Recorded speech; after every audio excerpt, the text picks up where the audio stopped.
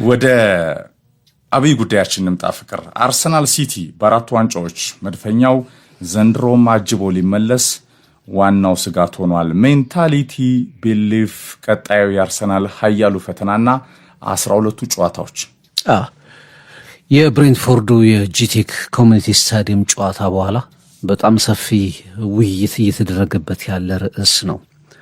በተለይ አርሰናል ሰፊ ኃላፊነት ይጠብቀዋል። ይሄ የሚታወቅ ፓተርን የሚታወቅ ዴጃvu ወይስ አርሰናል መጠነኛ ቻሌንጅ የሚለውን ለማሳየት መጪዎቹ 12 ሳምንታት በተለይ 10 ጨዋታዎች፣ ምክንያቱም አርሰናል የሁለት ጨዋታ አድቫንቴጅ ያለው አሁንም የአራት ነጥቦች ልዩነት ስላሉት 10 ጨዋታዎችን ማሸነፍ ኤክስፔክት ይደረግበታል። በእርግጥ ሌሎቹ ተጋጣሚዎቹ የሚያስመዘግቡት ውጤት እንዳለ ሆኖ ማለት ነውና አርሰናል ሲዝኑን በጥሩ ሁኔታ ይጀምራል። በሲዝኑ በአብዛኛው ጊዜ ረጅም ጊዜ በሚባል ደረጃ የፕሪሚየር ሊግ አናት ላይ መሪ ሆኖ ይቀጥላል። በጣም ትልልቅ የሚባሉ ጨዋታዎችን ያሸንፋል። በቻምፒየንስ ሊጉም በፕሪሚየር ሊጉም ጠንካራ እና ሶሊድ የሆነ ቡድን መሆኑን ያሳያል። መከላከሉ ድንቅ ነው። ፕሬስ ሲያደርግ አጫወቱ በጣም ብዙ ይመሰከርለታል። ደጋፊዎች ይህ ዓመት የኛ ነው የአርሰናል ነው የሚል እምነት ያሳድራሉ። ወደ ማርች እና ኤፕሪል ሲጠጋ ከፌብሩዋሪ በኋላ ባሉት ወራት ላይ ተጫዋቾች ይጎዳሉ። በተለይ ባለፉት 3 ሲዝኖች ወሳኝ የሚባሉ የሚባሉ ተጫዋቾች ይጎዱበታል። ጨዋታዎች ጥብቅ ይሆኑበታል። ያልተጠበቁ ውጤቶችን እንመለከትበታለን። ጫናዎች ከፍ ይላሉ። ተጋጣሚዎች አልፈውት ዋንጫ ሲያነሱ እንመለከታለን። ይሄ ያለፉት 3 ሲዝኖች ገጠመኝ ነበር። አሁን 4ኛው ሲዝን ላይ ተመሳሳይ ምልክቶች ማየት ጀመርን። ይሄ ተመሳሳይ ምልክት ዝም ብሎ ጊዜያዊ ምልክት ወይስ አርሰናል የሚያልፈው የሚለውን ነገር የሚለኩ በጣም የሚጠበቁ ጠንካራ ምሽቶች ይሆናሉ ተብሎ ነው የሚታሰበው። ብዙ ሁልጊዜም ስለ አርሰናል ጨዋታዎች ስንመለከት በተለይ አርሰናልን ለረጅም ጊዜ የተከታተሉ ደጋፊዎች፣ አሁን ደግሞ በሚኬል አርቴታ ስር ያለፉትን 6 ዓመታት የተከታተሉ ደጋፊዎች በጣም የሚሸበር ወይ ደግሞ በጣም ሙሉ ለሙሉ ከአቋሙ የሚወርድ ቡድን ሆኖ አይደለም ዋንጫዎቹን የሚያጣው። የማይገባው ቡድን ሆኖ አይደለም፣ እንደውም የሚገባው ቡድን ሆኖ ነው ዋንጫዎችን የሚያጣው። ግን አንዳንድ ጨዋታዎች አሁን ብሬንትፎርዱ ጨዋታዎች አይነት ኤፍሬም አንድ ሚስቴክ፣ ለምሳሌ ያቺ ኳስ የጁሮራ ቡካዮ ሳካ ክሊር ያላደረጋት ኳስ ከዛ ተሻማች፣ ኦዴጋርድ በቸልታ ያቺ ኳስ ተቆጠረች። አንድ ሌላ ሚስቴክ ቅድም በፕሮግራሙም ስጠቅሰው ነበር በጥሩ ሁኔታ ነፃ ኳስ ከግብ ጠባቂው ኬለር ጋር ተገናኝቶ ማርቲኔሊ ያቺን ኳስ ቢግ ቻንስ ያቺ ኳስ እኮ ብትቆጠር ጨዋታው ተጠናቋል። አንድ በቃ አዌይ ማች፣ ከባድ አዌይ ማች እንዲህ አይነት ነገሮችን ሉዝ ያደርጋል። አስቶን ቪላም እንደዚህ ነበር። ሄንካፒ ያንን ኳስ አወጣ፣ ተመሳሳይ ቦታ ላይ የጁሮራ ላይ ኳሱ ተወረወረ። ማን ነው በአንድ ያችን ኳስ አስቆጠረ። አስቶን ቪላ 3 ነጥብ ወሰደ።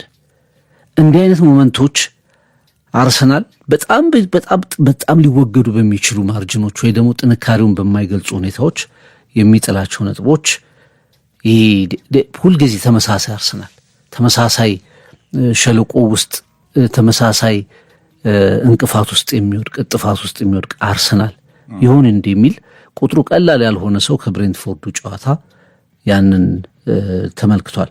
አርሰናል በእያንዳንዱ ሲዝን ይሻሻላል። የዘንድሮ ቡድን ደግሞ በጣም ጠንካራ ቡድን ነው። አብዛኞቹ ችግሮቹን የቀረፈ ቡድን ነበር። ስኳድ ዴፕዝ፣ ጥንካሬ፣ ሜንታሊቲ፣ ከተሸነፉ በኋላ ማገገም፣ አሁንም ድረስ ከፕሬስ ኮንፈረንሱ በኋላ ተጫዋቾች ያሉ የሚናገሩበት መንገድ፣ አርቴታ የሚናገርበት መንገድ ስትመለከተው ያሻሻላቸው ነገሮች አሉ።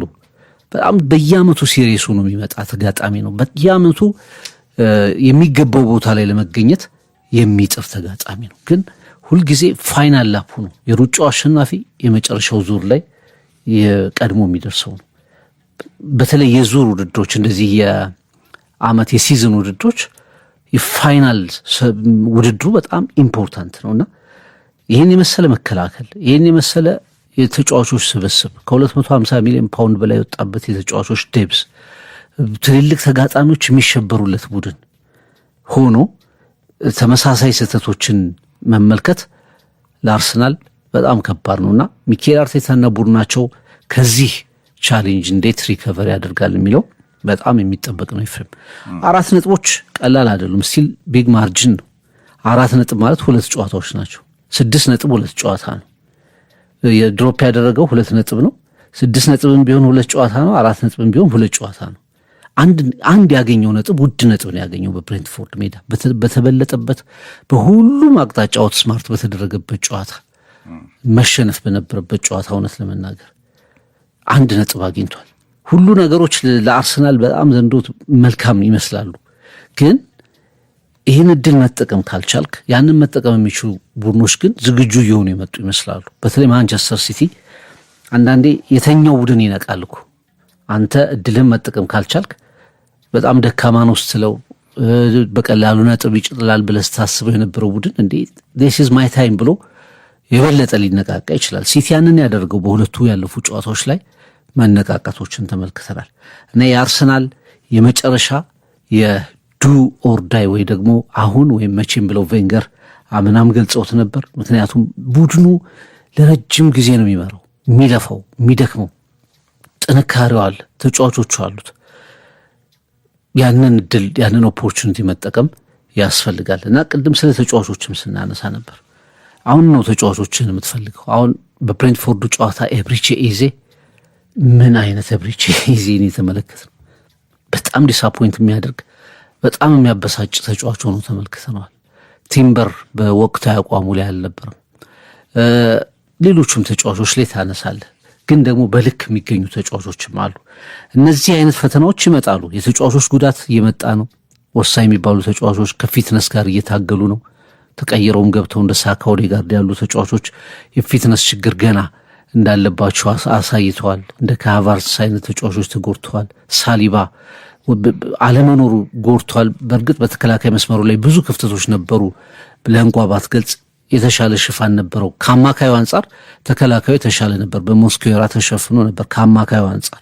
ግን ሳሊባን ሲያገኝ አርሰናል የተከላካይ መስመር ሌላ የተከላካይ መስመር ነው የሚሆነው። እንደ ሳሊባ አይነት የተከላካይ መስመር የለውም። እሱ ሲገባ በ68% አካባቢ የማሸነፍ ዲግሪው ይጨምራል። እሱ በሌለበት ጨዋታ አርሰናል የማሸነፍ እድል በ44% አካባቢ ይወሰናል። ምን ያህል ቁልፍ ተጫዋች እንደሆነ ትረዳለህ። እና እንዲህ አይነት ቁልፍ ተጫዋቾችን በዚህ ወቅት ማጣት፣ እየተጎዱ መምጣት፣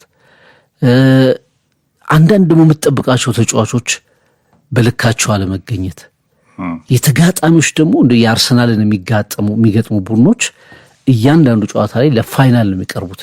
እኔ ግርም እስከሚለኝ ድረስ በጣም በተጋርሎ ነው የሚጫወቱት።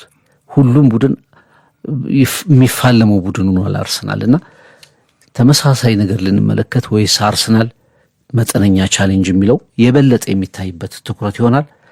ከማንቸስተር ሲቲ ጋር ያለው ፉክክር እንደገና ተጀምሯል ብለን ማስቀመጥ እንችላለን። ያው ከሙቀቱ ወጥተን ራሳችንን አዳምጠን ዛሬ በደረስንበት ቀለም የበለጠ ተቃይተን መድፈኛውን መስለን ቀጣዮችን 4 ወራቶች የበለጠውን ለማድረግ ለድል ዓላማችን መዋደቃችን ይቀጥላል ብሏል ማይክ አርቴታ። ራይስም ያንን ሼር አድርጓል። በተለይ ደጋፊዎች ከጎናችን ሊቆሙ ይገባል። በተለይ ራሳችንን፣ ስሜታችንን፣ አሁን የደረስንበትን ደረጃ ከብዙ ጥረቶች በኋላ የመጠበቅ ጥጉን ከፍታውን ለማግኘት እንግዲህ አርሰናል ቀጣዮቹ 12 ጨዋታዎች ወሳኝ ናቸው። በዚህ ሰዓት ደግሞ ከሰሜን ለንደን የሲዝኑ አርሰናልን የመሰለ የትም የለም ሲባል በጣም ዴሊቨር ስላሳየ ነው በዛ ልክ የተደነቀው። ሴት ፒሱ፣ ባክፎሩ፣ በጣም አለርት ዲፌንሱ፣ ጥቂት ጎል የተቆጠረበት 18 ብቻ በሊጉ ብዙ ጎል ያስቆጠራቸው ጎሎች በጣም ከ14 ከ15 በላይ በሚገኙ ተጫዋቾቹ መሆኑ፣ አለርት ኮምፒቲቲቭ ሆኖ መቀጠሉ፣ 18 ጌም ሳይሸነፍ ከቀጠለ በኋላ በቪላ ሲሸነፍ መልሶ ሪከቨር ለማድረግ ጊዜ ያልፈጀበት፣ ሲንሸራተት እንደገና መልሶ አሁንም ሪከቨር ማድረግ እንደሚችል ከዩናይትድ ጨዋታ መበለጡ በኋላ መልሶ ያሳየ። ከብሬንትፎርዱ ጨዋታ አርሰናል አትርፎ ነው ለኔ የወጣው ብዬ የማስበው። እንደተበለጠበት መንገድ 1 ነጥብ ወስዷል። በጣም ከባድ ጌም ነበር። ራሱ አርሰናልን የሚመስለው ብሬንትፎርድ የሴት ፒስ ኪንግ ነው። ከዛ ውጭ ኮምፒቲቲቭ ነው። ያውም የተሳቱ ኳሶችን ለተከታተለ አርሰናል አለርት ሆኖ የመከላከል ጥብቅ ስልት ስለነበረው ያንን በደንብ ነው ማኔጅ ያደረገው። ነገር ግን ማሸነፍ የሚችልበት እድል ነበረው። ዮከሬስ በጣም በጥሩ ሁኔታ የቀነሰውን ኳስ ዩሊያን ቲምበር ስፕሪንት አድርጎ ይዞ ሄዶ ለማርቲኔሊ ያሻገረው ኳስ ሻምፒዮን ቡድኖች አንዳንዴ እንዲህ አይነት ሞመንቶችን ይጠቀሙ ነበር። አላደረገውም አርሰናል። ሌላ ትልቅ ቀይ መብራት ነው ለኔ ማርቲኔሊ የሳተው ኳስ ስፕሪንት በማድረጉ ዮከሬስ ደግሞ ያንን አቅም የለውም። የማርቲኔሊ ፔናልቲ ቦክስ ላይ ያገኘው ኳስ በዮከሬስ ቦታ ቢሆን ኑሮ እኔ ዮከሬስ ይጨርሰዋል የሚል እምነት ነው ያለኝ። ነገር ግን መጀመሪያ ላይም ከአየር የመጣውን ኳስ መሬት አውርዶ ለዩሊያን ቲምበር የቀነሰው ዮከሬስ ነው። በጣም ሞመንት ነበረ፣ በቃ የጨዋታ ሞመንት ነበር። እንደዚህ አይነት ድራማዎችም ቻምፒዮን ቡድኖች ያስፈልጋቸዋል። አርሰናል ያንን በዛ ምሽት አላደረገም። አንድ ከዛ ውጪ ይሄ አንደኝነትን፣ በራስ ማመንን፣ መጠበቅን፣ ጫናን በጉጉት የራደው ደጋፊን ይሄ ሁሉንም ጨዋታዎች በማሸነፍ ጉጉት የራደው ደጋፊን ጫናን ጭምር ራሱ ማይክ አርቴታን ጭምር አንዳንዴ አርቴታም ተጋጣሚ ስለሚመስል ደጋግሞ ይሄ ተብሏል። እሱን ጭምር የመቋቋም ቻሌንጅ አርሰናል አለበት። ወልቭስ፣ ቶተናም፣ ቼልሲ፣ ብራይተን፣ ኤቨርተን፣ በርንማውዝ፣ ሲቲ፣ ኒውካስል፣ ፉልሃም፣ ዌስትሃም፣ በርንሊ፣ ፓላስ የአርሰናል ተጋጣሚዎች ናቸው። የመጨረሻው ፓላስ ነው። የሚጀምረው በወልቭስ ነው ከብሬክ መልስ ማለት ነው ከኤፍኤ ካፑ። ከኒውካስል፣ ሊድስ፣ ፎረስት፣ ዌስትሃም፣ ፓላስ፣ ቼልሲ፣ አርሰናል፣ በርንሊ፣ ኤቨርተን፣ ብሬንትፎርድ፣ በርንማውዝ እና ቪላ የሲቲ ተጋጣሚዎች ናቸው። አርሰናል ዛሬ ከዊጋን ይጫወታል በኤፍኤ ካፕ ከወልቭሱ ጨዋታ በፊት። 4 ዋንጫ ላይ ያሉ ፍቅር ፕሪሚየር ሊጉ ላይም ቻምፒየንስ ሊግ፣ ኤፍኤ ካፕ፣ ሊግ ካፕ ላይ ጋርዲዮላ አርሰናል ቦታ ላይ ብንሆን የተሻለ ነበር አለ። ማይንድ ጌሙን ጀምሯል። ፍቅር ልምድ አለው። በጣም ፐርፌክት ሲቲ አይደለም ለኔ፣ ፐርፌክት አርሰናል ግን አይተናል ዘንድሮ ደጋግሞ። በጣም የጸና ነው፣ ማሸነፍን አላማው ያደረገ ነው። እንደ ቡድን ግን ፕሬዠር መቋቋም ይችላል። ስነ ልቦናው፣ ሜንታሊቲው፣ ቢሊፍ፣ ይሄ ማመን ነገሩ። ብዙ ጊዜ ሻምፒዮን ቡድኖች በፕሪሚየር ሊግ ወርቃማ መዝገቦች ለምሳሌ ማንቸስተር ዩናይትድ በፈርጉሰን ዘመን ቢሊፉ የጸና እምነቱ በራስ ማመኑ ሜንታሊቲው ከተጋጣሚዎቹ ፊት ከቡድኑ መዋቅር በላይ አንዳንዴ ጨዋታዎችን አሸንፎ ይወጣል። ፈርጉሰን በዚህ ይታወቃሉ። ያውም ቆንጆ ክሊፕ አለው የ99 የነ ዴቪድ ቤካም ቡድን 99 ላይ ቻምፒየንስ ሊግ እና ትሬብልን ሲያሸንፍ ቢሊፍ የሚል ዝማሬም አለው።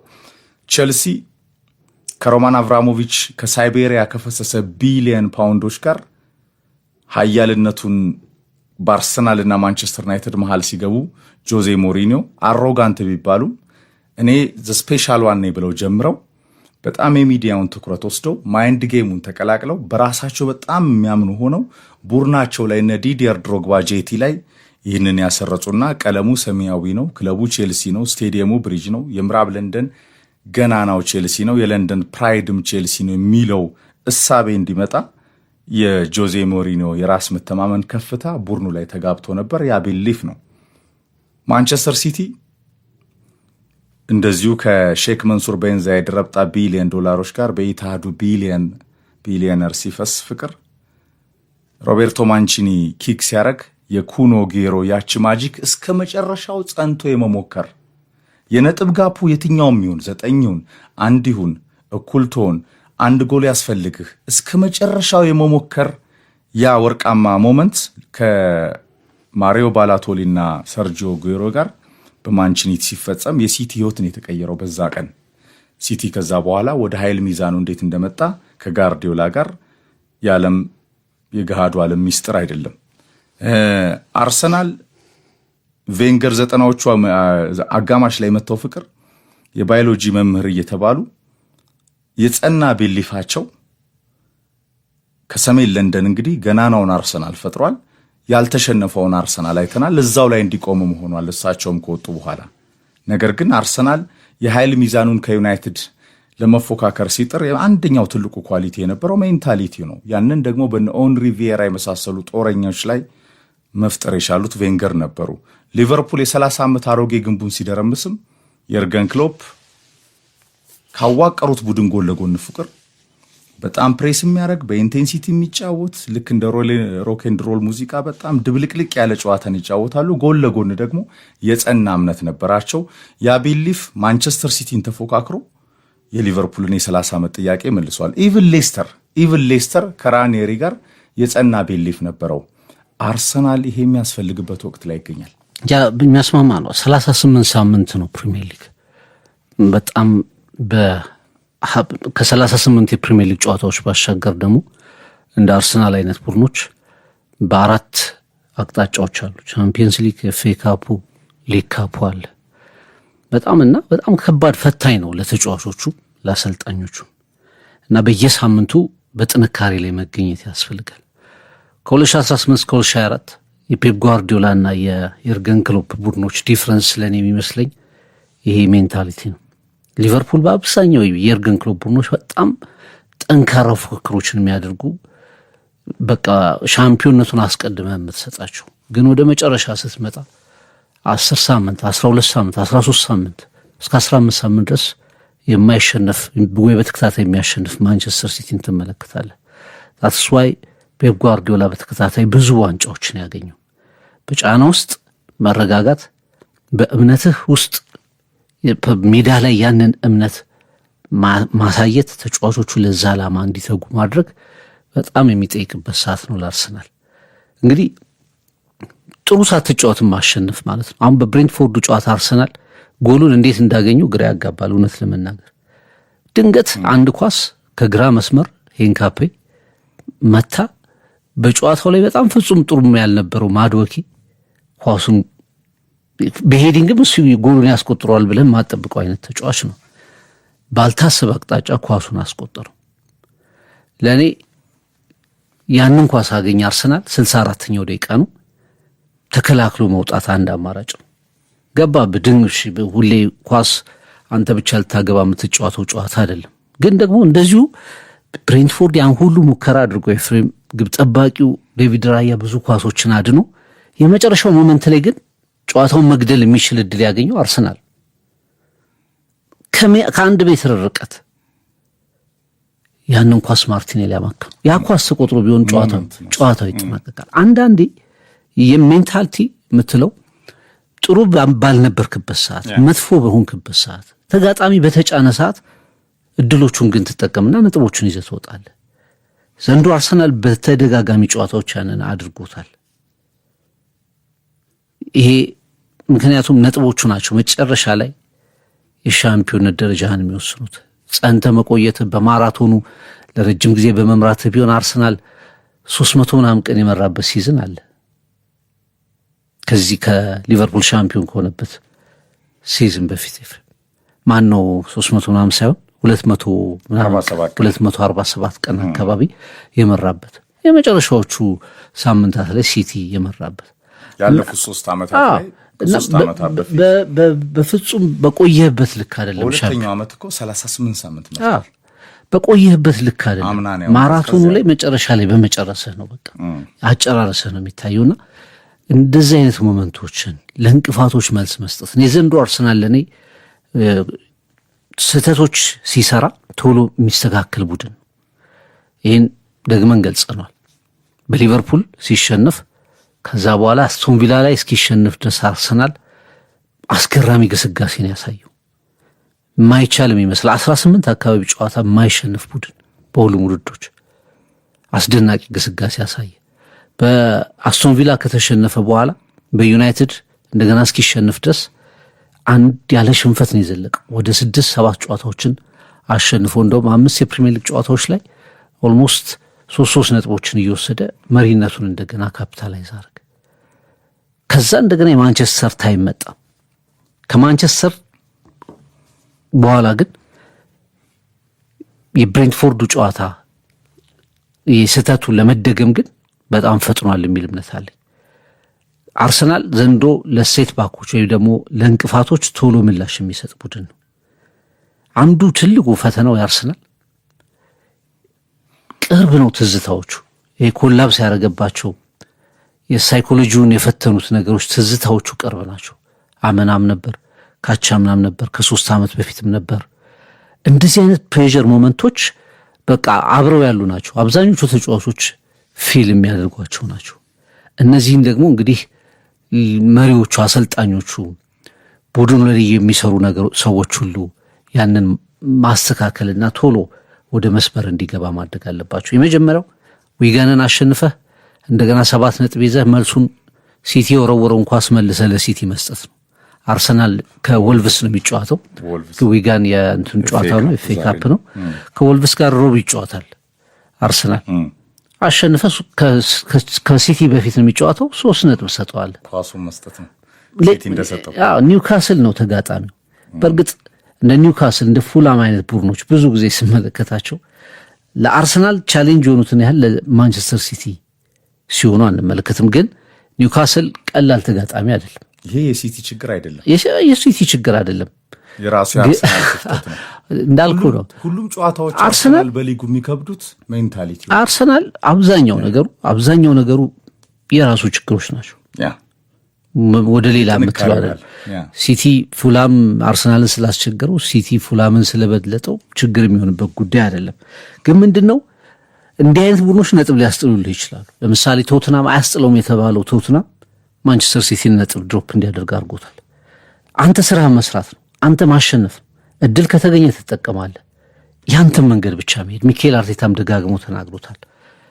የጀመርነው እኩል ነው ያለው። ፕሪሚየር ሊጉ ሲጀመር ሁሉም ቡድኖች እኩል ነው የጀመሩት እና አሁን የፕሪሚየር ሊጉ ደረጃ ሲታይ አርሰናል በ4 ነጥብ ከፍታ ላይ ነው ያለው። አሁንም ሩጫውን የሚመራው አርሰናል ነው። ግን አሁንም በትልልቅ ጨዋታዎች፣ በትልልቅ ስታዲየሞች፣ ከሜዳ ውጭ ባሉ ሞመንቶች፣ በትልልቅ አጋጣሚዎች ላይ ነፃ የሆነ አርሰናል ግን ያስፈልጋል። ያ በብሬንትፎርዱ ጨዋታ ላይ 100% አልነበረም።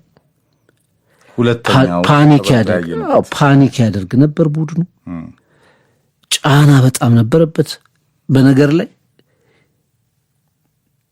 እኔ አርሰናል ከዴቪድ ራያ ወደ ቪክተር ዮኬሬሽ የዛን ያህል ኳስ ሲመታን የተመልክቼ አላውቅም። ብቸኛው መውጫ መንገዱ ዮኬሬሽ ነበር። የብሬንትፎርድ ፕሬሲንግ በጣም አስደናቂ ነበር። ሁለቱም ተጫዋቾች ፈጣን ናቸው። ቲያጎም ዳንጎ ኦታራም ፕሬሲንጋቸው በጣም ጥሩ ነበርና ብዙ ጊዜ ራያ ነጻ የሚወጣው ለቪክተር ዮኬሬሽ ነው። በአጋጣሚ ደግሞ በጣም ጥሩ ነበር። ሁሉም ኳሶቹ በምትለው ደረጃ በ2-3 ተከላካዮች መካከል በጥሩ ሁኔታ ኳሶችን ይቆጣጠር ነበር። አርሰናል ሪሊፍ እንዲያገኝ ያደርግ ነበር። ከዛ ውጭ ግን አርሰናል በሚድፊልድ ቦታዎች ላይ በተለይ ቅድም እንዳልኩት ክሬቲቭ በሆነው 10 ቁጥር ቦታ ላይ አርሰናል ትልቅ ጥያቄ እንዳለበት ያሳየ ሆኗል። ኤዜ በፍጹም የሃቫርስም የኦዴጋርድም ተተኪ ለመሆን ገና ያልደረሰ ማቹሪቲ ላይ ያልደረሰ ተጫዋች መሆኑን የተመለከትንበት ጨዋታ ነው። ቀጣይ አርሰናል ሪስፖንስ ምንድን ነው? የመስመር ተጫዋቹ ማዶኬ እኔ አንዳንድ እንደው ብልጭ የሚሉ ነገሮች አሉት። ባለፈውም ስናነሳው ነበር። ኤፍሬም ፈጽሞ የተገነጠለ ተጫዋች ነው። ከቡድኑ አጫዋች ጋር የተገነጠለ ትሮሳርድ ጎል ካገባ ቆየ። ፕላስ ደግሞ ይሄ የምናውቀው አይነት ትሮሳርድ በዚህ አሁን ባሉ ተወሳኝ ጨዋታዎች ላይ የለም። በተለይ ከጉዳቱ በኋላ በቃ እየታገለ ያሉ ተጫዋቾች ቁጥር ውስን ሆኗልና ይሄንን በቡድን ጥልቀት ደረጃ አርሰናል የነበረው አቅም፣ በአጫዋች ደረጃ በታክቲክ ደረጃ የነበረው አቅም፣ በራስ መተማመኑ ቶሎ መመለስ እንዳለበት ፍንጭ የሰጠ አሳሳቢ ጨዋታ ነበር የብሬንትፎርድ ቆይታ። አርሰናል ምናልባት እንግዲህ ከዚህ ሪትን ከመሰለ ስቶሪው ጋር ፌስ የሚያደርግበት ወቅት ነው ማለት አምናም ካቻምናም ከ3 ዓመት በፊትም ባለፉት 3 ዓመታት የነበረው አርሰናል የተጻፈ የሚመስል በቆንጆ ዳይሬክተር የተጻፈ የሚመስል የዘንድሮ አርሰናል ባለፉት 3 ዓመታት የነበረው አይነት አይደለም፣ በፍጹም አይደለም። አሁንም ጠንካራው አርሰናል ነው። በጣም ዲፍረንት ነው የሆነው ከዴፕስ ከነምበር 9 ከግዢ ምላሹ አንስቶ ግን ወሳኙ ሰዓት ላይ በተለይ ይሄ ከሚዜነት አባዜው ለመውጣት አርሰናል ይሄ ኔትፍሊክስ የተባለ ማሾፊያ ከሆነበት ቀጣይ ዓመት ጠብቁን ከሚለው አባዜው ለመውጣት ለአርቴታ ኬሪየርም በጣም ወሳኙ የቀጭን መስመር ምዕራፍ ላይ ነው የሚገኘው። 6 የሜዳ ጨዋታዎች አሉት። ሜዳው ላይ አርሰናል በደንብ የተደፈረው በዩናይትድ ነው። ከዛ ውጪ በጣም ከፍ ያለ ኳሊቲ ያለው አዌይ ከሲቲ ጋር ይሄዳል። ከ12ቱ ጨዋታዎች 5ቱ ደግሞ የአዌይ ጨዋታዎች 13ኛ፣ 14ኛ፣ 16ኛ፣ 18ኛ እና አሁን ሲጀምርም ከወልቭስ 20ኛ ካለው ነው የሚጀምረው። ኪክ አርጎ ፈጥኖ ሪከቨር እንደሚያደርግ ሜንታሊቲውን አይተናል። ያ የኩዊክ ፊክስ ለምሳሌ ከዩናይትድ ጨዋታ ሽንፈት በኋላ በሊድስ ጨዋታ ላይ የጀመረው አይነት ሪከቨሪ አለው። በቪላ ጨዋታ ቪላ ፓርክ ላይ ሲሸነፍ መልሶ በጣም ሪያክት ያደረገበት መንገድ አለ። ግን ለኔ ሪትን ያልኩት ከሜንታሊቲ ጸንቶ በራስ ከማመን ቢሊፍ ጋር በተያያዘ ሻምፒዮን ቡድኖች ያላቸው ጥቅል ሜንታሊቲ ፈርጉሰን ላይ፣ ጆዜ ላይ፣ ጋርዲዮላ ላይ፣ ክሎፕ ላይ ኢቭን የሲቲ ኃያልነት ሲጀመር ማንቺኒ ላይ ቬንገር የፈጠሩት ያኛው አሻራ ላይ በወርቃማው ዘመናቸው አርቴታ ጋር ስቲል አልመጣም። አንዳንዴ ይሄ ምንም በህይወት አሻነፈህ ማታ ከሆነ የድል መስመሩን ደፍረ ለመሻገር ፈተና ነው። ፍቅር ምንድነው? አንዳንድ ጊዜ አሸናፊነትን ድልን ከመፍራት ይጀምራል፣ ወይ ደግሞ መሸነፍ ማሸነፍን ከመፍራትን በላይ ሊሆን ይችላል። በተለይ ይህንን ሰብሮ መውጣት የአርቴታ ሜንታሊቲ ምን ያህል ነው? በቡድን ጌም ማኔጅመንቱ አንዳንድ የአርቴታ የራሱ የአርሰናል ተጋጣሚ ሆኖ ጨዋታው ላይ በጣም በቴምፖ ተጫዋቾቹ እንዲያጠቁ አለመፍቀዱ ፋይናሊ ዋጋ እያስከፈለ መጥቷል። ሁለተኛ ሁሉንም ጨዋታዎች በማሸነፍ ጉጉት የራደው ደጋፊው ሜንታሊቲ ራሱ በጣም የሆነ ሰዓት ቴምፖ ከፍ የሚል የሆነ ሰዓት ደግሞ ዝቅ የሚል አርሰናል 8 ነጥብ 9 12 6 7 4 ሆኗል። አንድም ሊሆን ይችላል ገና እኩል ልትሆንም ትችላለህ። ሲቲም ሊበልጥ ይችላል። እስከ ኢንድ ግን ለድራማው የተዘጋጀ አይነት ቡድን አይደለም። አንዳንዴ ፍረስትሬት የሚያደርግ ከዴክላን ራይስ በላይ እኔ በአርሰናል ምናልባት ጋብርኤል ማጋሊሽን ትጠቅሳለህ ቀጥሎ ፍቅር ይሄ ወደ ወሳኙ ምዕራፍ ላይ ራይስን ነው የምታየው። ሙሉ ሜዳ የሚጋደል ሁሉን ነገር ከቨር ለማድረግ ጥረት የሚያደርግ የቡድን ጓደኞቹን ክፍተት የሚሸፍን ይሄ በላቀ ሜንታሊቲ እነ ሮይ ኪን፣ ፓትሪክ ቪየራ፣ ኮምፓኒ፣ ቫንዳይክ የመሳሰሉ ዋሪየሮች ሻምፒዮን የሆኑ ቡድኖች የነበራቸው እነ ንጎሎ ካንቴ በሌስተር ኢቭን ትንሹ ሌስተር እንኳን ትልልቆቹን ሲያስከትል የአንድ ዓመት ማጂኩን ለመፈጸም ከፍ ያለ ቢሊፍ ነበረው፣ የጸና እምነት ነበረው። ይሄ እንደ ቡድን አርሰናል ላይ ከነደጋፊው ከናሰልጣኙ አለ ወይ የሚለው ለኔ በትልቁ ጥያቄ ምልክት ውስጥ የሚቀመጥ ነውና ባለፈው ካንተ ቃል የተዋስኩት ተጠቅሜዋለሁ። ያውም ካልታዘልኩ አላምንም፣ ይሄ ዋንጫውን ካላመጣ አላምንህም አይነት ሜንታሊቲ ፍቅር ዳይሬክትሊ ሆነ ኢንዳይሬክትሊ ቡድኑ ላይ ሜዳው ላይ ውጤቱ ላይ ተጽዕኖ ይፈጥራል። በቀጣይም ይህንን ጭምር ፕሬስ አርጎ መቋቋምና አርቴታ እንዳለው ቀጣዮቹ 4 ወር ላይ አንድ ቋንቋ የሚያወራ የሲዝኑ ምርጥ ቡድን ነን ብሎ የማመን አንደኝነትን የማመን ከሁለተኝነት የመውጣት መጠበቅን ጫናን የበለጠ የሚቋቋም ቡድን ሆኖ የሚፋለም መሆን አለበት። ጉዳቶቹ አሉ፣ ያቋም መውረድ አለ። እንደ ኤዚ አይነት ተጫዋቾች ደግሞ የሰሜን ለንደን ደርቢ ጨዋታ ሃትሪክ ላይ ፖዝ አርገው እንደቆሙ ያሉ ሌዚዎች አሉት። በዚህ ከቀጠለ ፍሎፕ ሊባል ነው። ይህን የመሰለ ታለንት ፍቅር አንዳንዴ እኔ እንዴት ነው ከሙዱ ጋር ያለው የሚለው ጥያቄ ምልክት አለብኝ። ፕላስ ደግሞ የአርቴታ የጨዋታ ስትራቴጂ ራሱን የቻለም ተጽዕኖ አለው። አንድ ኦዴጋርድ ወደ ቀለሙ ተመልሶ ዋሪየር ካፒቴን ፋንታስቲክ በጣም ተፈጥሯዊ ታለንት አለው እንጂ ፕሬዠር የሚቋቋም አይደለም። ጉዳትም በጣም ያጠቀዋል። ሳካ ከጎሉ ርቋል። ምንም ቢሆን ከማዱኬ 40 እጥፍ ይሻላል። ዮከሬስ ብቸኛው አማራጭ ነው። አሁንም ፍቅር አርሰናል ራይስ ላይ የተንጠላጠለ በባክ ፎሩ አለርት ዲፌንስ በነ ማጋሊሽ፣ ሳሊባ፣ ማስኬራ፣ ዩሊያን ቲምበር፣ ካላፊዮሪም ራያን ጨምሮ በደንብ የሻምፒዮን ቡድን መልክ ይዞ አይተናል። ስለዚህ ይህንን ድንቅ ተከላካዮች ዋንጫ ያመጡልሃል የሚለውን እሳቤ ይዘህ ወደፊት ለመጓዝ ግን የተወደስከውን ያህል በወሳኙ ሰዓት ላይ ደግሞ ሩጠህ መጨረስ ያስፈልጋል። ካላደረክ ስቶሪ ሁላ ፍቅር ምንድነው የሚሆነው? ሁለተኝነት። ያ ብቻ አይደለም። አርሰናል ትልቁ ጥያቄ ሚኬል አርቴታ ላይ ይነሳል። 6 ዓመት በተለይ በጣም ጥሩ በሚባል በጀትም ጭምር በምርጥ ታለንት በምርጥ ስብስብ እና ደግሞ 4 ዓመት በተከታታይ ለዋንጫ በሚፎካከር ቡድን ውስጥ ውጤት ካላመጣ የኮቺንግ ጉዳይም እንደገና ይነሳባል። ልጆቹም ደግሞ ከዚህ በፊት እንደሆነው ማለት ነው ሞክረው በኋላ ቫን ፐርሲን ጨምሮ ዩናይትድ እነ ፋብሪጋስ እነ ኢሞንድሪ ወደ ባርሴሎና ብዙ ነገሮችን የተመለከትንበት እኮ በተለይ ከ2000 ከኢንቪንሲብልስ በኋላ በተገነቡ ቡድኖች ውስጥ ወሳኝ የሚባሉ ተጫዋቾች አርሰናል ተከታታይ ሲዝኖችን ፌል ሲያደርግ ወሳኝ የሚባሉ ተጫዋቾች ካሪየራቸውን ይቀይራሉ፣ ወደ ሌላ ክለብ መሄድ ይጀምራሉ። ያ ሁሉ ስጋቶች አብረው ይመጣሉ። ሙከራዎች ሁሉ አንድ ግብ ላይ ሳይደርሱ የተጫዋቾቹንም ይዘህ መቆየት አቅምህ ጥያቄ ውስጥ ይወድቃል። 2022-23 ሊጉን ለወራት መራ አርሰናል። ያኔ ወጣት ነበር ቡድኑ፣ አብዛኛው ወጣት ነበር። በመጨረሻው ሲዝኑ አካባቢ ነጥብ ድሮፕ አደረገ። ጉዳቶች ነበሩ፣ ልምድ አልነበርም። አርቴታ ራሱ ገና አዲስ አሰልጣኝም ነበር፣ ወይ ሁለተኛው የሶስተኛ ሲዝኑ ነበር። በመጨረሻው ዋንጫውን አጣ። 2023-24 ሞር ማቹር የሆነ አርሰናል መጣ። የተወሰኑ ተጫዋቾች ተጨመሩ። በጣም ጥሩ ዲፌንስ ተመለከትን። ዲፌንሲቭሊ አርሰናል የተሻለ አሁን የደረሰበትን ደረጃ መሰረቱን የሚጀምርበትን ነገር ተመለከትን። እስከ መጨረሻው ሳምንት ድረስ ዋንጫውን ወሰደው። 37-38 ሳምንት ድረስ ዋንጫው እስከ መጨረሻው አርሰናል ይዞ ሄደ። ሲቲ መጨረሻ ገፋ።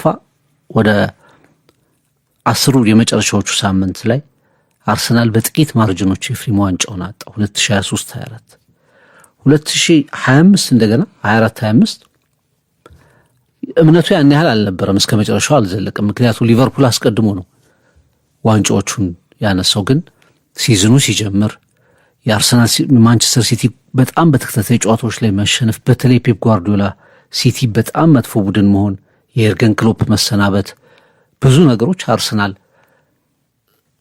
ሲቲ አልነበረም፣ ሊቨርፑልም አልነበረም በነዛ ጊዜያት ውስጥ ቀድሞ በነበሩት 2 ዓመታት ውስጥ። ስለዚህ ይሄኛው ዓመት ነው አሉ የአርሰናል ደጋፊዎች። ግን ያልታሰቡት አርነ ስሎትና ሊቨርፑል ዋንጫውን ሳሙ። በመጨረሻ ዋንጫውን አነሱ። ይሄኛው ሲዝን በጣም አርሰናል ወሳኝ የሚባሉ ክፍተቶቹን ደፍኖ የመጣበት ወደ 7-8 የሚደርሱ በየዲፓርትመንቱ ወሳኝ የሚባሉ ተጫዋቾችን የጥንካሬ ምንጮችን የጨመረበት ተጫዋቾቹ አብዛኞቹ ማቹር ያደረጉበት፣ አንዳንድ ተጫዋቾች እንደ ዙቢሜንዲ አይነት ተጫዋቾች ኤፍሬም ሊቨርፑልን፣ ባየር ሚዩኒክን፣ ሪያል ማድሪድን ገፍተው ነው የመጡት። ዩኮሬሽ ድራማዊ በሆነ መንገድ ነው የመጣው። ከማንቸስተር ዩናይትድ ጋር ከአሰልጣኝ ሩበን አሞሪም ጋር ከነበረው የሥራ ግንኙነት አንጻር ዩናይትድ ሲጠበቅ በቃ ለአርሰናል ካልሆነ አልፈርምም ብሎ ነው የመጣው። ኤዜ በመጨረሻው ሰከንድ ከቶትናም ሆትስፐር አፍ ነው ስፐርስ ቤት ሄዶ ነው እንደገና ተመልሶ ወደ አርሰናል የመጣው። ከለንደን ወደ ጎረቤት የመጣው የመጡት ተጫዋቾች ደግሞ በአጋጣሚ አብዛኞቹ ኤዜንና አንዳንድ የተወሰኑ ተጫዋቾችን ትተን ኤዜም እስከ ቅርብ ጊዜ ድረስ በጣም ምርጡ ፈራሚ ተደርጎ ነበር የሚቆጠረው። የሰሩ ዝውውሮች ከሃትሪኩ በኋላ ቆሟል።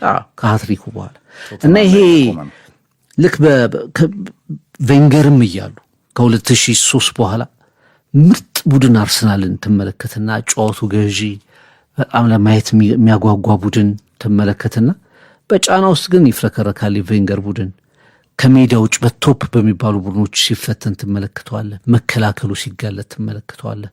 የአሁኑ አርሰናል ከነዛ ቡድኖች ልምድ በመውሰድ ጭምር በጣም መሰረታዊ ነገሮችን አስተካክሏል። ትልልቅ ቡድኖቹን ከሜዳ ውጭም ያሸንፋል። ዘንዶ ካልሆነ በስተቀር አርሰናል 4 ነጥቦችን በትንሹ ይወስድ ነበር። በትንሹ 3 ነጥብ ይወስዳል ከትልልቅ ቡድኖች። የዲፌንሱ በወጥነት ስትራክቸርድ ነው። በጣም ምርጥ መከላከል ነው አርሰናል እያሳየ ያለው።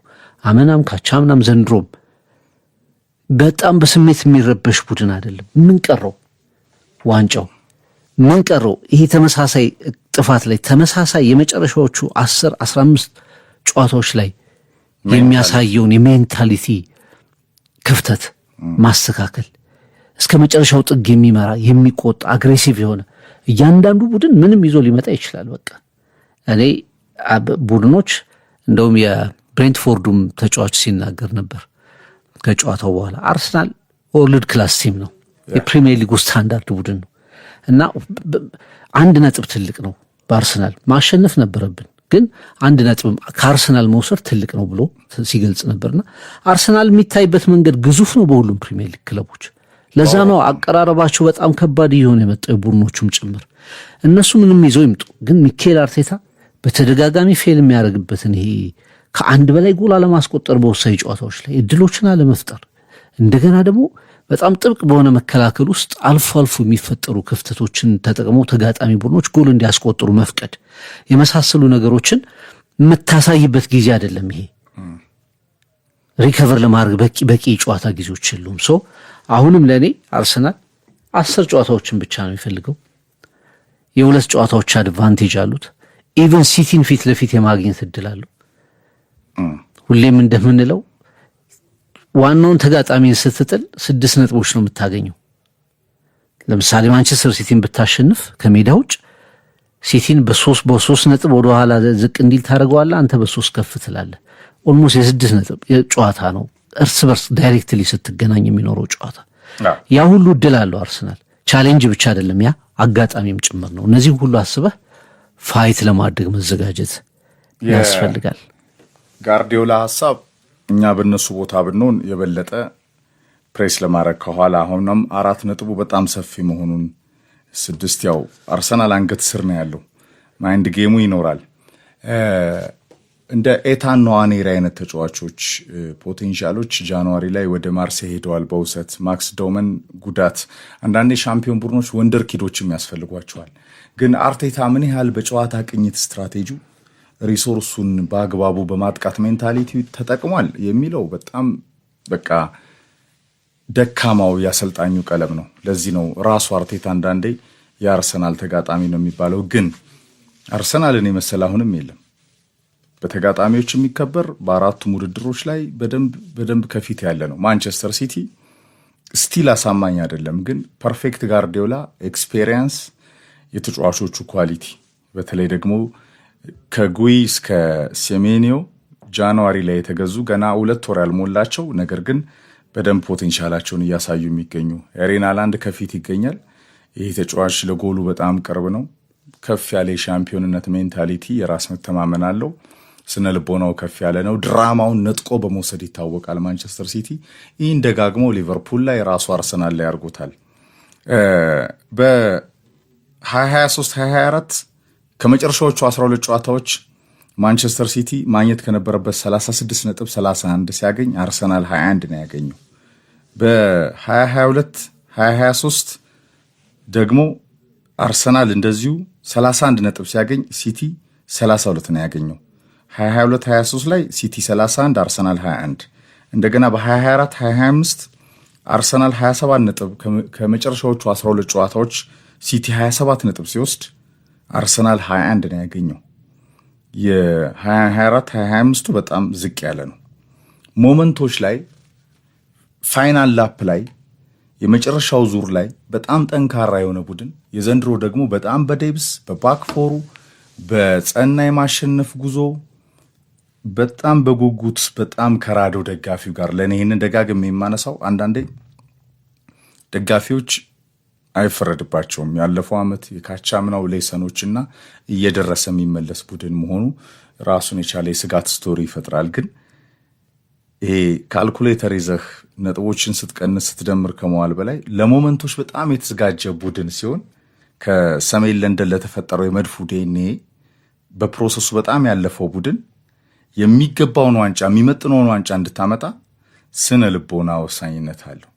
በዛ ደረጃ ላይ ለእኔ አሁንም አርሰናል በደንብ ይሄ ቀይ መብራት የበራበት ቡድን መሆኑን ደጋግሞ እያሳየን ነው። እንደ ቡድን ፈረስትሬት የሚያደርጉ 11 ራይሶች ያስፈልጉታል በዚህ ሰዓት አርሰናል ግን የለውም።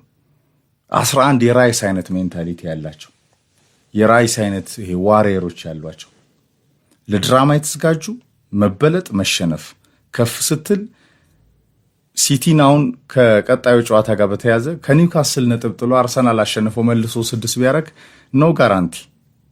የነጥቦች መቅረብ፣ የነጥቦች መስፋት፣ የነጥቦች መጥበብ ሳይሆን አርሰናል ለዋንጫው የሚመጥን ቡድን እንደሆነ ማመኑ ላይ ቢሊፉ ላይ ጸንቶ እሱ ላይ መቆየቱ ላይ አንዳንዴ እኮ አሮጋንስ የሆኑ ባህሪዎችም ያስፈልጋሉ ለድል።